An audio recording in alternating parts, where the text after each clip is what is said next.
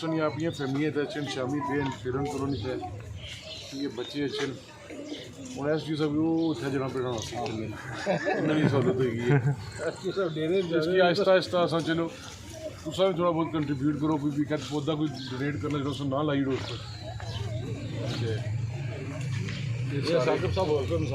محکمہ زراعت کی ایسی سر تھوڑا سا جو محکمہ زراعت نہیں ہے عید کے بعد کہہ دیں گے لیکن یہ پارک ہے کروں تو بس مالی چاہیے کچھ ٹریٹمنٹ کرنی ہوتی ہے اسلام پودوں کے لیے وہ یہ بچی چیز ہے اس کو آپ زندگی میں دیکھیں شام کو بیٹھنا جی بات کریں گھر سے آپ چائے شائے بنا کے لیں سینڈوچ لیں پکوڑے شکوڑے بیٹھ کے کھائیں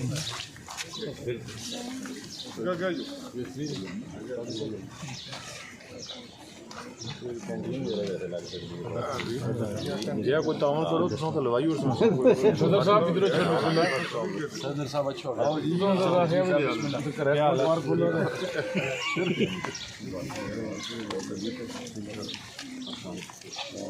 بڑے تو لوگ لوگوں میں زیادہ ڈپینڈ کر سکے تو اس کی مینٹین کر سو کر لیں 2-3 منٹ چلاؤ نا